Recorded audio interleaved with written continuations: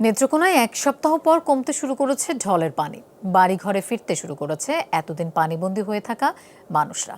ফিরে এসে অনেকেই দেখছেন পানিতে ভেসে গেছে মাথা গোঁজার আশ্রয়। বন্যার বিভীষিকা এখনো মোছেনি স্মৃতি থেকে। আশ্রয় হারিয়ে হয়ে পড়েছেন দিশেহারা। গেল শুক্রবার সকালে হঠাৎই নেত্রকোনার বাড়িঘরে ঢুকে পড়ে ঢলের পানি। বুঝে ওঠার আগে ভেসে যায় সবকিছু। স্রোতের মুখে যুদ্ধ করে টিকে থাকার সেই গল্প শোনালেন স্থানীয়রাই। বাইরে নেওয়ার কোনো উপায় নাই, এরপরে নৌকাও বেরাইতে পারে না। বড় বড় নৌকা লইয়া ঘুরছে চতুর্দিক দিয়ে, কিন্তু বেরানোর কোনো উপায় নেই। ছোট একটা নৌকা খুব কষ্ট করে দূর দিকে ঘুরে ঘুরে তারপরে ওদের কাছে আসার পরে তাদেরকে উদ্ধার করে নিয়ে যায় আর কি। পরে রাস্তায় একবারে বুড়াইয়া এখানটা যা আছে না করে ভাঙ্গে রুঙ্গে লয়ে যে নদী হয়ে গেছে গা, ঘর দরজা সব লয়ে গেছে গা। আমরা এই মহিলারা লয়ে বাঁশের দ্বারে ভিত্তি হামাইয়া পরে যান বাঁচাইছি।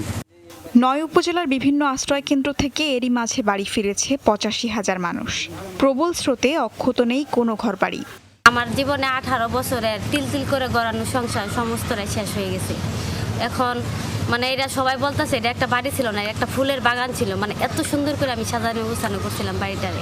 আমার রান্নার মতন খাওয়ার মতন কিছু কিনু নাই। এই পানি ভাঙ্গে বাদায় উঠছি, কিছু গড়তে যে আমি একটা ঘর সরাইম তাও আমার ক্ষমতা হয়েছে না। আমার 70-80 মন ধান আছে, একবারে বাঁচিয়ে গেছে। এরকম বন্যা আমরা কোনোদিনই দেখি না, বুঝছেন। তারপর আমরা যে কী করি, কি গতি করি, মানুষের বাড়ি ঘরে থাকতেছি।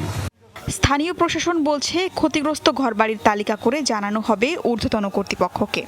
আমাদের ঊর্ধ্বতন কর্তৃপক্ষ বরাবর এই ক্ষয়ক্ষতির পরিমাণগুলো আমরা পাঠিয়ে দেব। সেটা ঘর, রাস্তাঘাট, কৃষি, মৎস্য আর প্রাণী সম্পদ ছাড়াও অন্যান্য যে ক্ষয়ক্ষতিগুলো হচ্ছে আমরা টোটাল একটা প্রতিবেদন আমরা প্রেরণ করব।